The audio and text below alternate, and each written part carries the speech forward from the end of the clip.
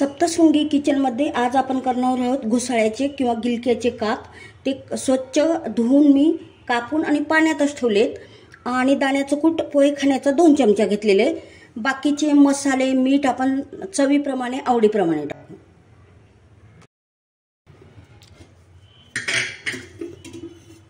आता आपण तेल टाकून घेऊ।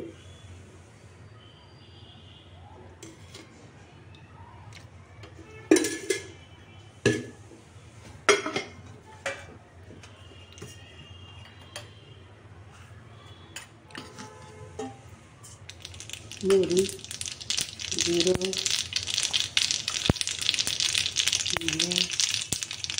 हळद, गॅस बंद करून घेऊ। मसाले जळायला नको।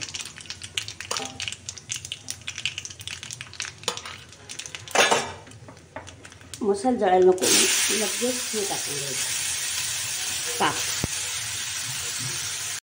आता पूर्ण काप टाकून घेतलेत मी आणि फोडणी देताना गॅस बंद करायचा। तेल जर जास्त तापलं असेल तर मसाले जळू द्यायचे नाही, पटकन हे टाकायचं आपले घोसाळे। त्याला बरोबर पाणी सुटतं, त्यामुळे पाणी टाकायची गरज नाही।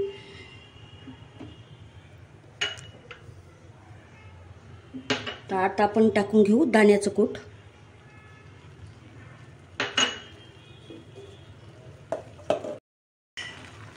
तर आता आपण दाण्याचं कूट टाकून घेतलेलं आहे। चवीप्रमाणे मीठ टाकून घेऊ। आता हे सर्व मिश्रण आपण असं एकजीव करून घेऊ।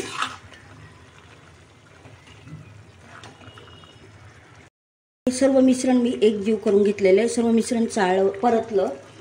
आता याच्यात मी पाणी टाकलेलं नाही, हे घोसाळ्यांचंच पाणी सुटलेलं आहे। पण हे घोसाळ्याचं काप करताना फ्रेश घोसाळे पाहिजे, ते अगदी 2 मिनिटात होते। वाफेत ठेवलेले मी आता हे।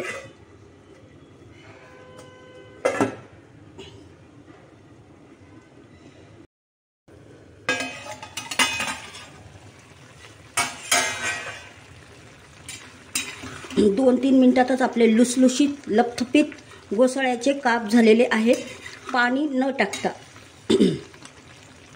पाण्याचा वापर केला नाही।